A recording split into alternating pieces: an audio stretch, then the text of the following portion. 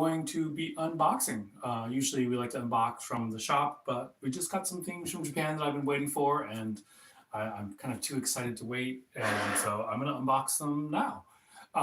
So anyway, I'll start. We'll wait for some more people to come on. I will start loosening up the box pieces, so it'll be a little faster when comes time to actually pull things out. I actually have 3 boxes here, but we're going to do them one at a time.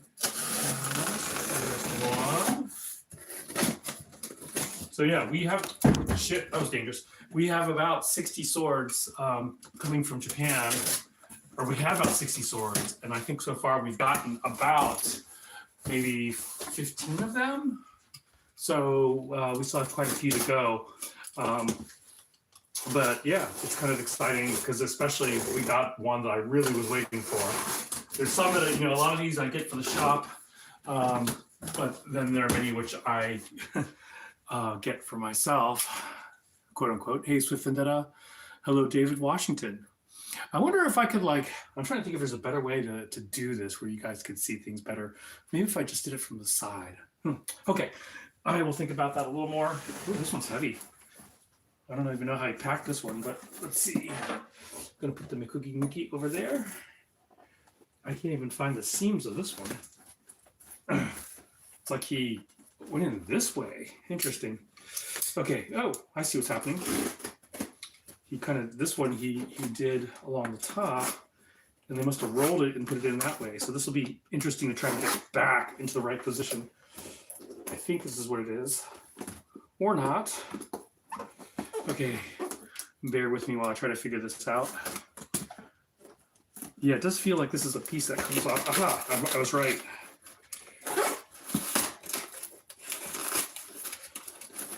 And this is actually kind of how we send our boxes. So now I'm beginning to know better. Maybe it's not the right way to do things.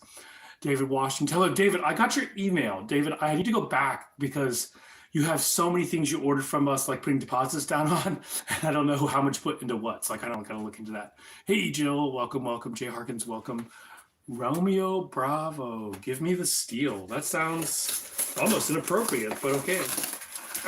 Let's see. This one, it's interesting how they have this all packed up. Okay, so I'm trying to think of the best way. Wow, this is really, usually they do a much better job of packaging, but we will see. There's a lot of room for these to get broken the way you pack these. Okay, this feels like it's a tsunagi of some sort. It's got a Chinese style bag. This feels like it has a tsuba on here as well. All right. So just a interesting packaging job we have going on here. This is a Wakizashi and a katana. And Shirasaya of some sort. This is a big guy right here. That's Shirasaya. And some Kanteisho paperwork. And I think that's it. Definitely not usual packing. I'm looking down in here to see if I can see anything else. Nope, this one looks like it is. I'm definitely not going to repack them in this bag, so in this box. All right, so I'm going to put this over to the side. Okay, and I'm probably just going to pull these out and just lay them as I go. Who else is on here? Yeah, no cutting tonight. Number one, we didn't actually have, didn't soak anything, and number two, it's snowing here in Richmond, and everything, the streets are really, really crappy. And so we decided not to go forward with that. I got 2 things here. And I'm going to check to see if we have any Kanteisho hiding. We do. Kanteisho in there.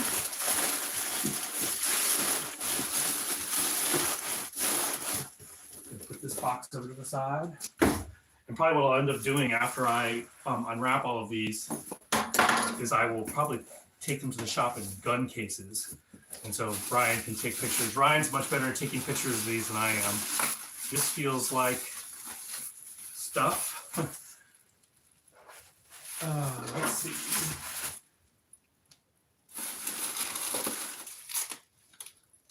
$139 buy. Got some more daisho going on in there. This one looks like a Wakizashi of sorts. This is pretty heavy.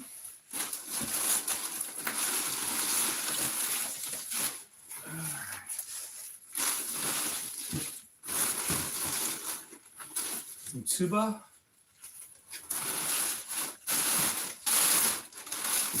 And I'm gonna go put these over to the side. Okay, so we'll start looking at this stuff. I'm gonna come around to the front again so I can see comments if there are any. I saw the snow. My parents got some photos. Cool. Let's see.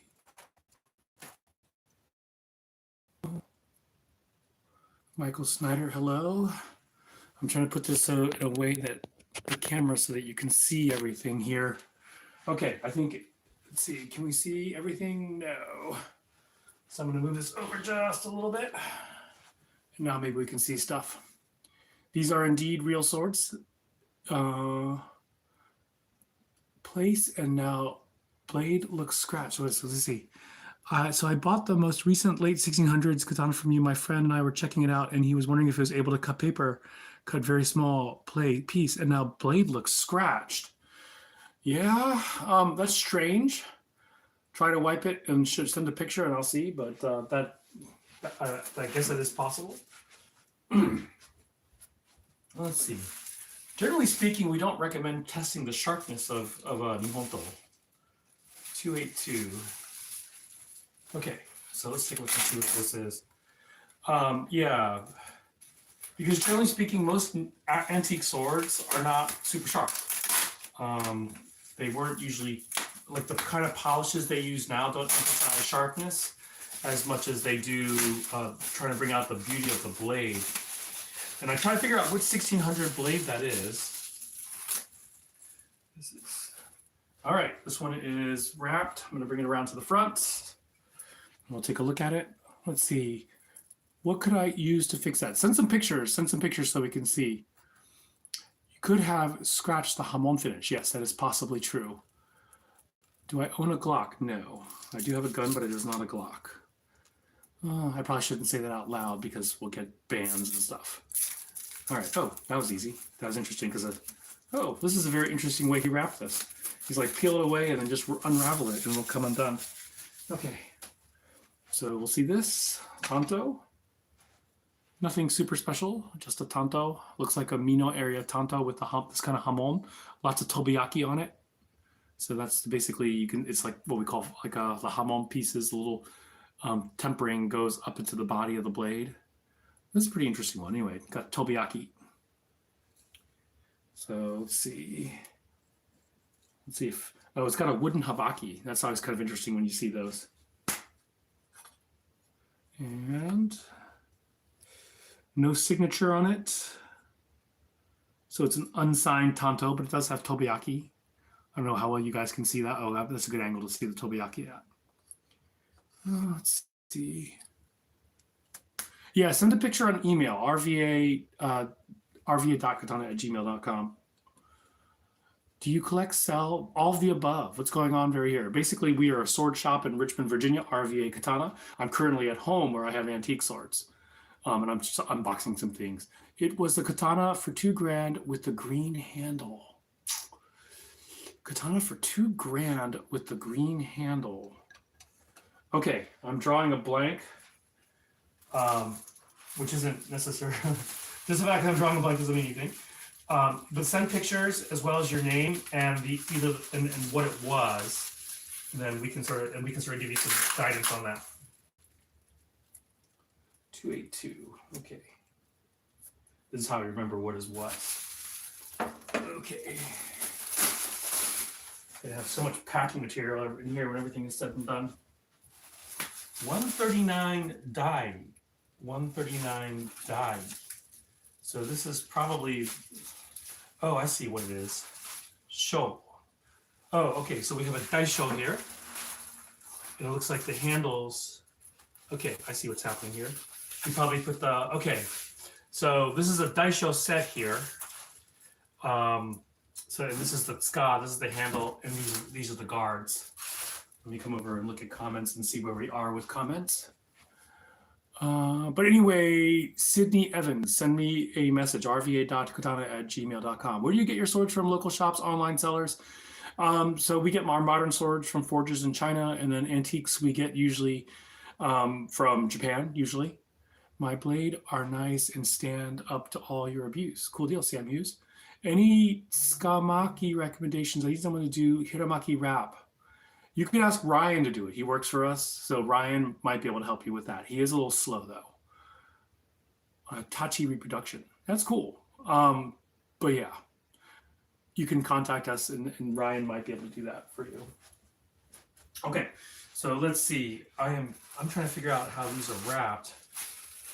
So that's actually a sword. Oh, okay. Now I'm figuring it out. These are okay. All of these are part of the same thing. So let's start with the swords here.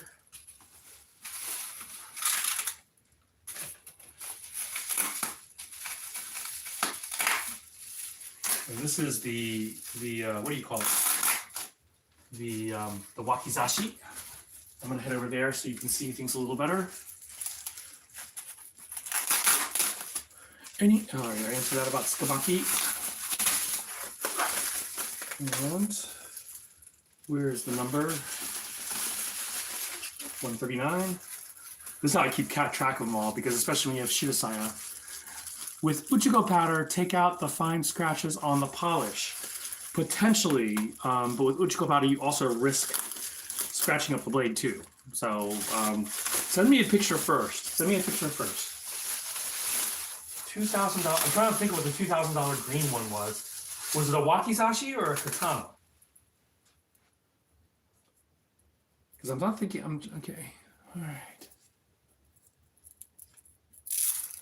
I bought your cleaning kit right after cutting that paper.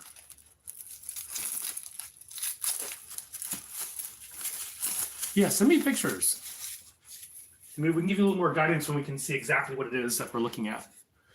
So this is a beautiful Choji Hamon line there. I don't know if you guys can see the Choji Hamon. I'm gonna try to hold it up to the light so you can see that a little better. Or I'll get a bright light. So I'm gonna turn this light off for a second, and then we're gonna flash a very bright light on it. And then you can usually see the details of the sword a little better. I'm gonna do it there on YouTube first. And then I'm gonna come over to do it on Facebook. Not doing TikTok today. And you can see the patterns of the steel. I'm gonna try to see if I can hold both of them up so both sides can see it. There we go. So this one has kind of a Choji style hamon. Turn this light back on. And it has, actually, they invested in a pretty nice, what do you call it there? Pigeon eye mekugi. Let's see. I got the one that wasn't the fatal flaw. Oh, right. You have that one with the scratch. That was on a modern sword, if I remember correctly. I'm drawing a blank though. Right, the one that.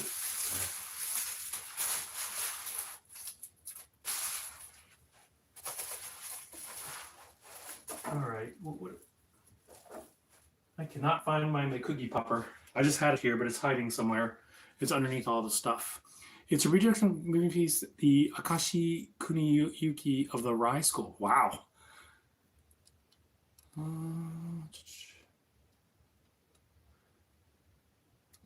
Okay, so anyway, this is the Wakizashi of this one. So I'm going to put that over here. So I'm going to put it over here. Now we're going to go for the big one. No, that's the, here's the blade itself. The Wakizashi doesn't actually have, what you call it, an attribution to it. And I'm going to tie this rubber band back around the bottom so we don't get things confused. We try not to lose the Torokusho, the copy of the Torokusho, but sometimes we just lose them because they're not super important, mildly important, but it's not like a kanteisho, like an evaluation. All right, coming back around.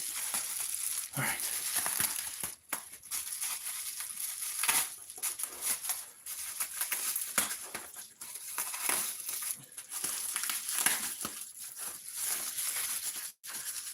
Yeah, getting a scratch from paper that's kind of strange to me.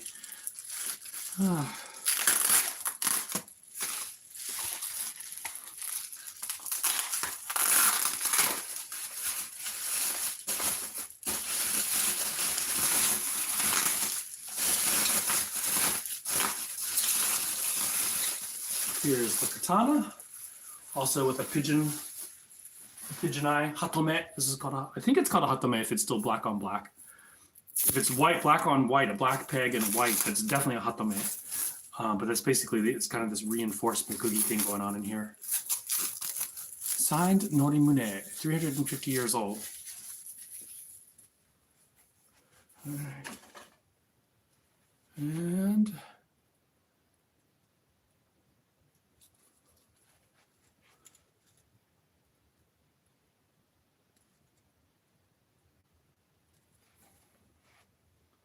this one looks like an older sword. Can't tell if I'm trying to look at that a little closer under brighter light. Might have a few hamon runs, which is not a good thing. Nope, what I thought was the hamon run, it just goes close to the edge, but it is not to the edge.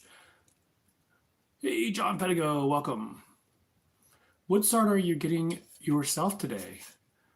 I'll show it when it comes out, James, you will see it. Okay, so this is number, oops, I lost the number. Hold on a second here. I need to double check and see which all of these are. I'm kind of,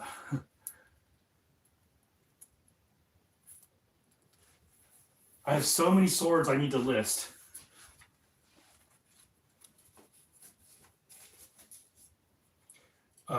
Ryan took pictures of a lot of the swords a lot of the Wakizashi we got in yesterday. We're basically replenishing a lot of the swords that we sold over the last bit. Yeah, generally speaking, though, don't recommend slicing paper with an antique blade. Number one, if it's like in a new Keisho style polish, like a high-end polish, I mean, it's not going to be super sharp. And then even if it's not a high-end polish, if it's like an old polish, you know, yeah. Anyway, modern day polishes usually aren't like super sharp. They're really, the emphasis of modern polishes is to kind of bring out the details of the sword to make it look pretty.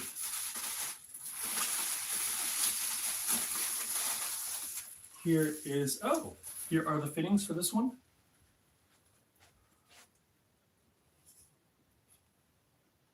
I love this Ishime look to it.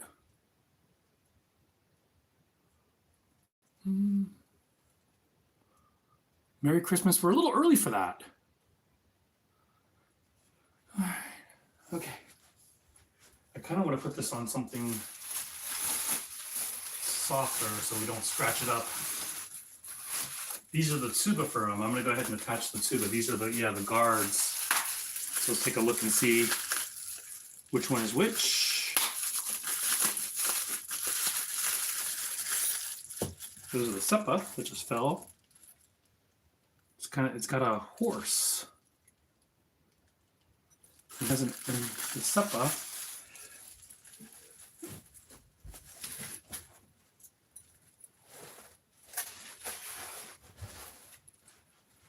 So I'll put that there.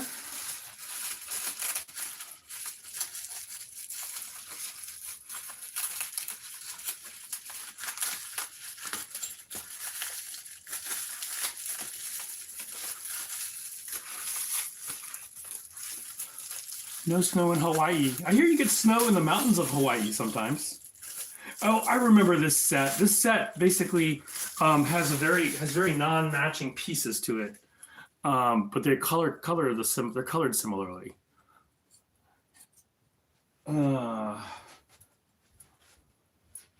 right, so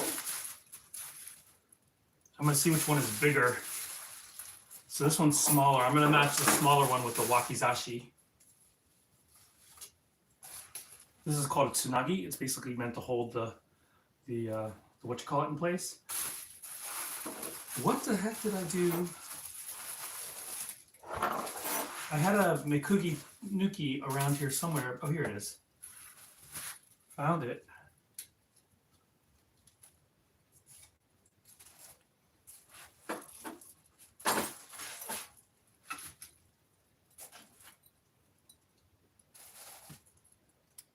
I didn't realize this one came with a Shirasaya.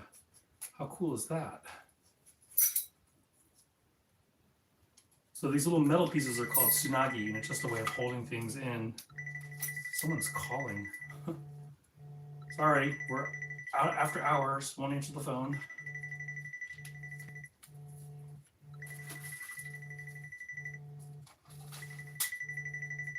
So that's this. Let's get the big one here.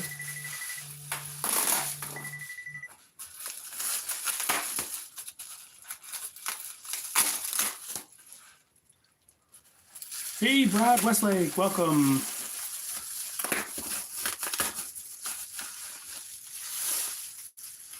Love Southern California weather. The Mikugi looks nice. Does anyone make those or are they handmade in Japan? You know, I bet you that good koshai makers in the U.S. like Josiah Boomershine or Moses Ficara could do it. I'm pretty sure that I'm pretty sure that Ryan could do it if he had the materials, because Ryan is very handy like that. But Ryan's like really good with that sort of thing. This is the handle for that sword.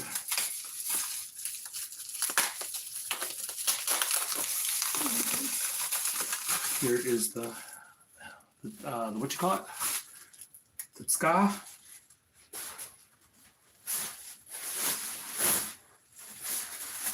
That was all stuck to my foot. Got tape stuck to my foot.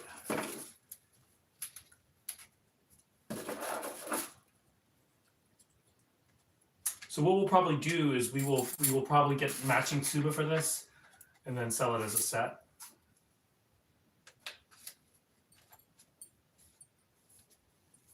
This is not going anywhere with the Mikugi in it. I was like, why won't it go in?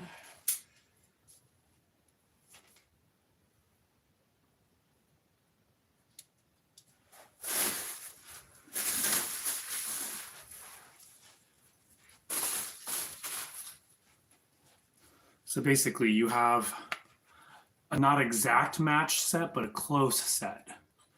And that's not atypical. It was not atypical to have a non-matching, completely exact matching set. Shop was open today, Panzer.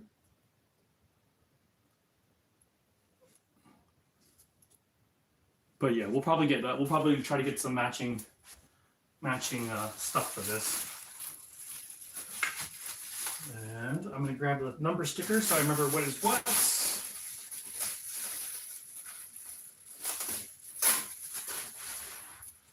I'll put it over there for now. All right. Okay, on to the next thing.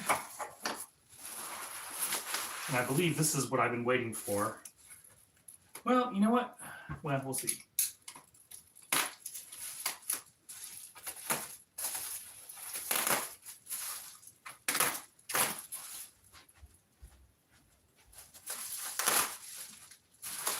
$113 and 50. So this is one of the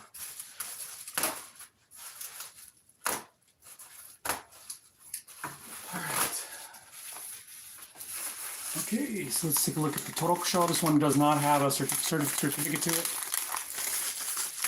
Feeling the difference between the two. To feel the difference. I'm not sure what you're asking.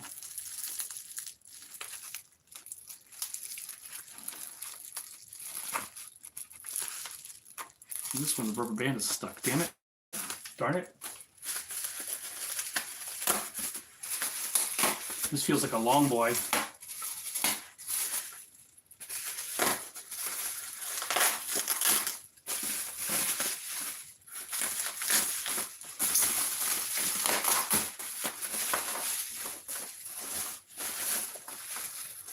Take this 50 off really quickly. Oh, okay. I know. This one, the Kanteisho does, not the Kanteisho, the Torokusho says what it is.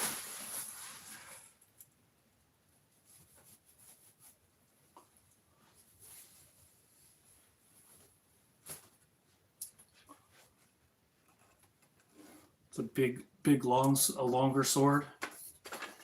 Oh, wow. That's a beauty. Has like a single bohi on one side, double bohi on the other side. Beautiful, like the jigane is very pretty.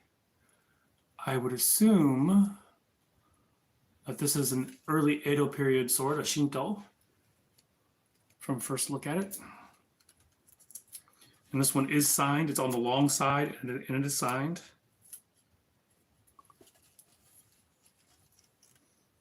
So this was about 350 years old. Okay, Sydney, I'll take a look at it. I'm not into nunchuck myself.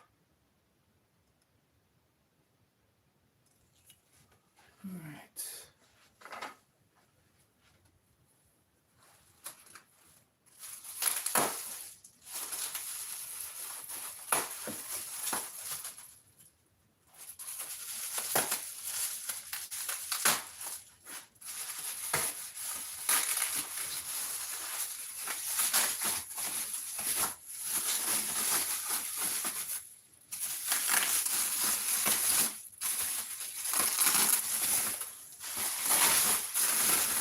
This is really heavy. This is a very heavy one here.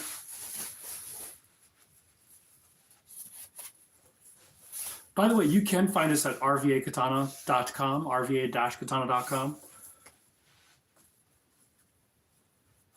Let's see, it does have something here. It has its old Torokusho written on it. It was in, let's see, no signature. It's written Kotomume, so old sword with no signature. Okay. It is very big and buff and a heavy sword. Oh, holy crap. Oh my God, this is really nice. And this one is a certified sword. This one, probably $3,000 or so. Ooh, look at that bohi, that termination on the bohi. Really nice shape to it.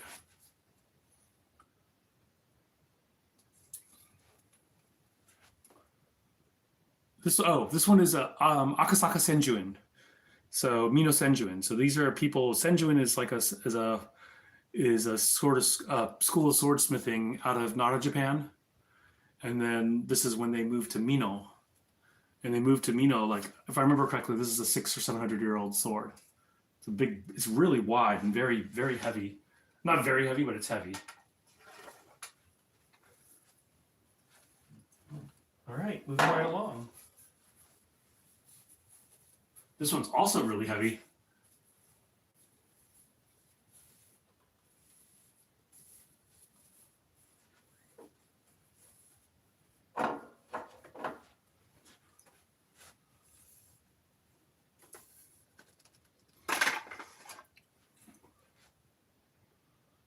And I don't remember much about this one. It definitely looks like an old sort of koto sword. It's relatively straight, so maybe a Kanbun era sword. So let's see if I can take a look at the inside without losing the peg, the pin, the mikugi.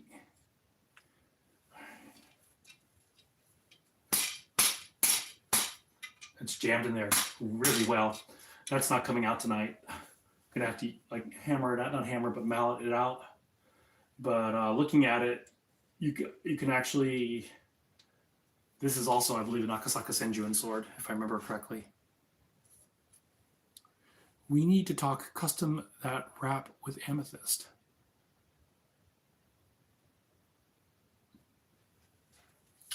These all came from auctions in Japan.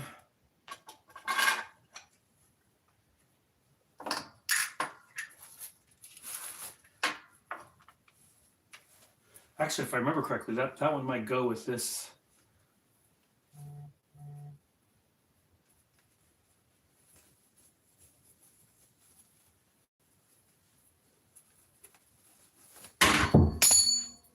That was bad.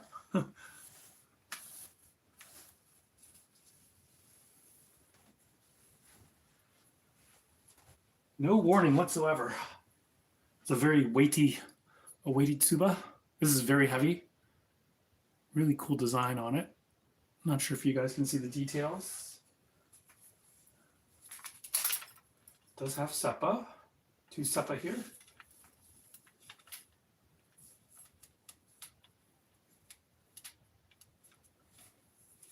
Looks like a relatively new wrap to it.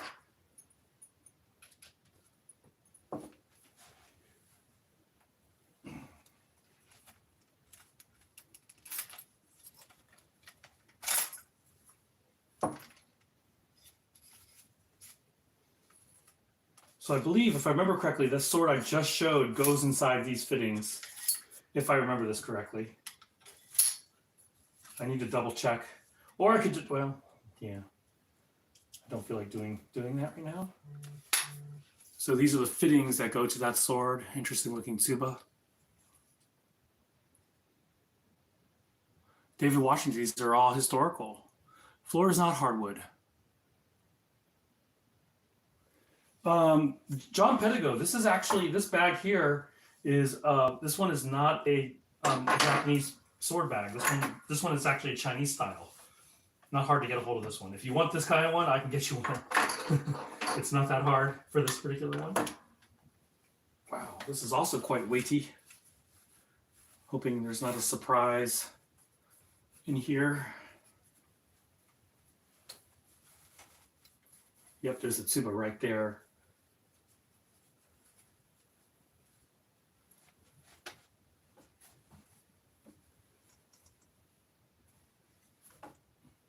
Oh, wow. This might be a Christian symbol. I don't know. Sometimes you see these. So, wow, look at the detail. Look at that little thin strip of iron right there. What a cool detail. I have to ask Brandon Burkett if this is a Christian symbol. I meant historical reproduction that's next to be made. I know Cloudhammer is doing it. I can't think of what it is right off the top of my head. All right, we're gonna keep on moving this one out. This was actually a sword in the thing, which is interesting that it wouldn't have.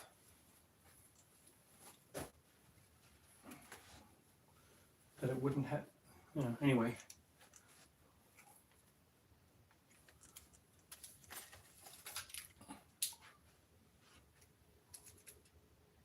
Oh wow, this has a little tiny kisaki and a very thin hamon. Might actually be a running hamon, which would suck, but okay.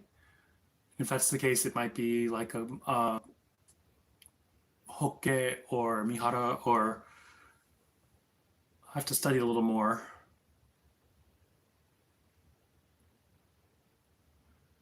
Gavin Stewart, yes, currently unboxing nihonto. What did I just do with that tsuba? Tell me, people, what did I just do with that tsuba that was in my hand? The big one that had the really interesting looking symbol. What did I do with it? Oh, there it is, right there, under there. This is such a weighty tsuba. Let's see if this one will come out.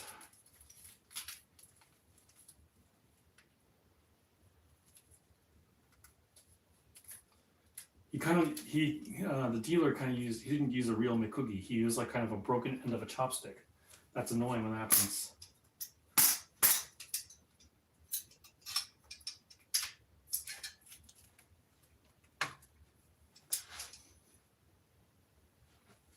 This is definitely an older sword. You can tell from the wear on the nakogo that it is an older sword.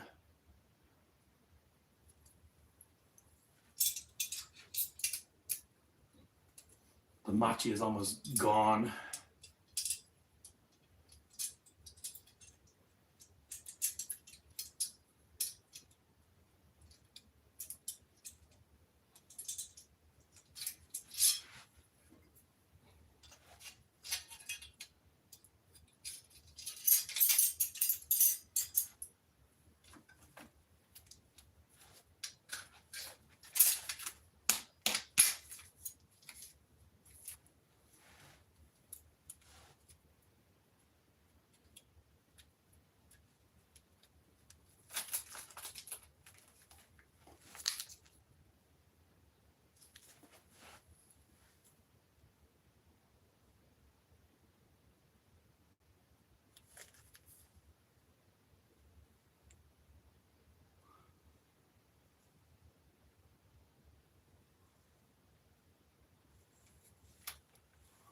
There's a very tiny kisaki. I'll have to examine that closer later on my own in bright light and see if this is a reshaped kisaki with a boshi or without a boshi. I really can't tell in the current lighting. Oh, no, it has a boshi. So this was, but from the shape of it, it looks like this was once, oh, like actually, this is a very interesting shape. Look at that curve. So if I hold it vertically, this might be a very old sword, actually. The more I look at it, this might be a very old sword. But I'll study all of these a little more later as I go along. Right now, I'm just unboxing.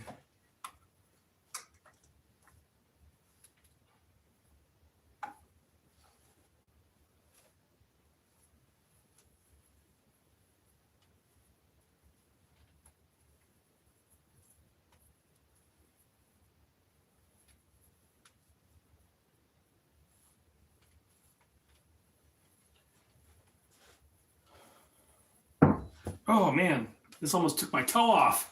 I hate what he does with these the tsuba. I wish he would just wrap them separately. Kind of annoying.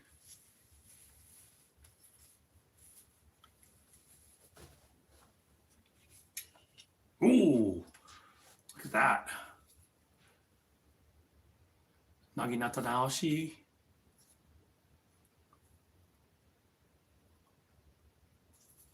Wow. Love this Wakizashi. And very interesting. You can see that how the I'm going to hold it up there, and you can see how the mikugi or the minuki just sort of pops. Interesting location for the.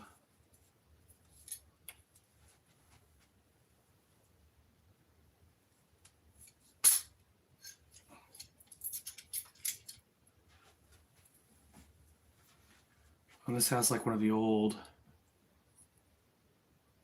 I can't tell what this is. Dragon?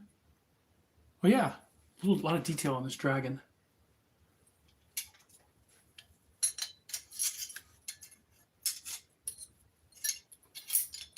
This is like really choking up close to the mikugi hole.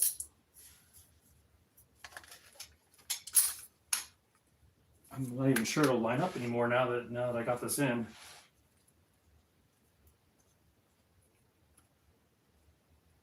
Oh, there it is.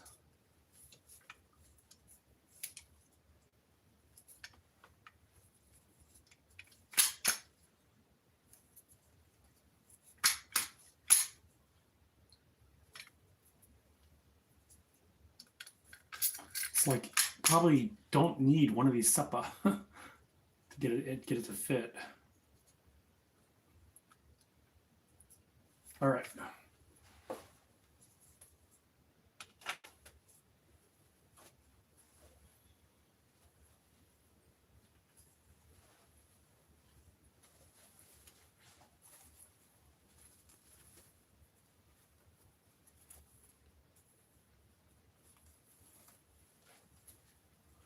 Okay, the tsuba is there. We're going to be very careful with this time.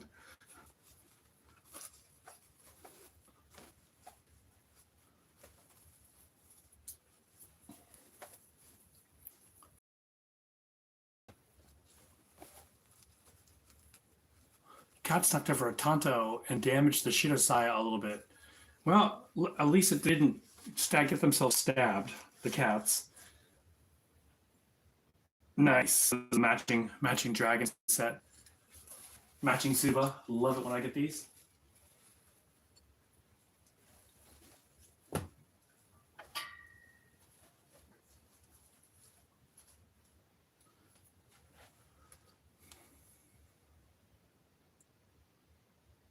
Christian Egyptian Vagabond, the one with the cross too, but they are all for sale. I don't know for sure if that's actually a Christian symbol or not.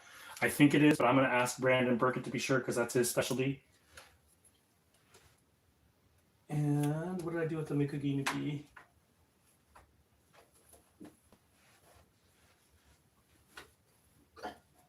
There it is. This one will not pop out without some help.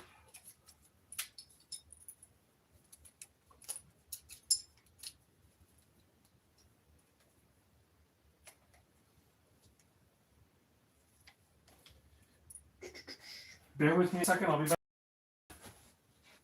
I need to undo this, use two hands.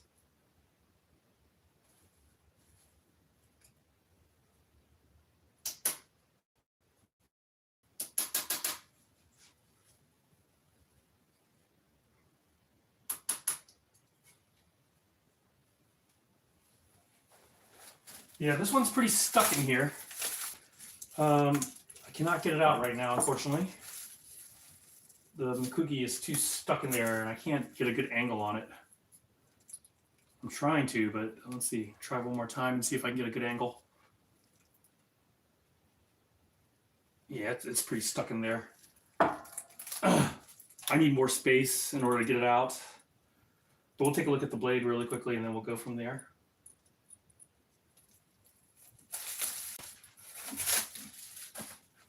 All right, let's take a look at the blade. Oh, it's a big buff blade. Also looks to be an older sword, a koto sword.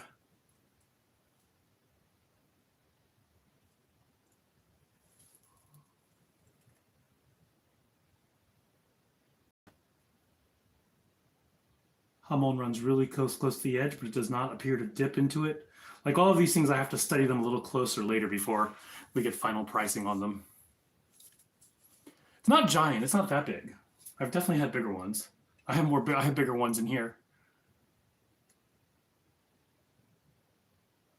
So anyway, yeah. So another 2 daisho. We got 2 daisho today, and then several swords. One of these is this isn't with the Akasaka Senju, and this is. Let's see if I can find it. 282. Which one is 282? 50113. Gotta look at the numbers here. 282. Oh, okay. So the tanto was actually certified. The tanto I showed. I'll pull that out again. So this is a certified tanto right here.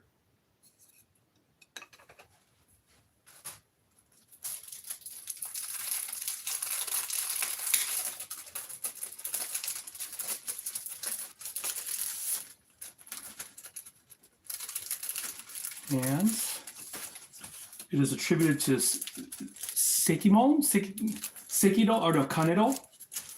Kanekado, actually, it's Kanekado is the name. The sick name is to remember the kanji.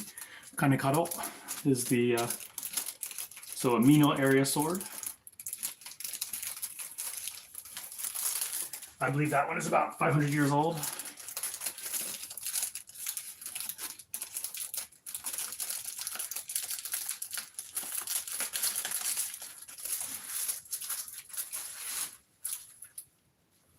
Various certifications.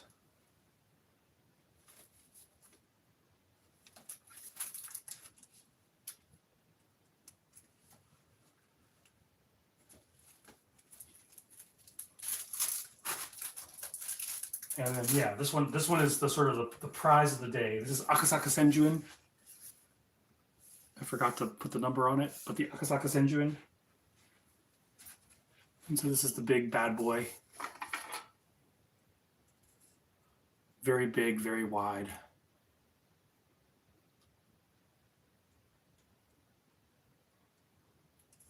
All right. So that is the unboxing for tonight. We'll probably show these off again next time I'm in shop, which will probably be Wednesday. Do you get them from auctions or from someone you know in Japan? Auctions and other things. That's what all these numbers. A lot of them are numbered, and that definitely helps help you keep track of them. All right, I think that is it for the live stream. But thank you guys so much for joining in, and we'll probably go live from the shop. Someone will go live from the shop tomorrow. So I'll catch you guys later. See you later, or YouTube, and see you later, TikTok, or no, YouTube, Facebook.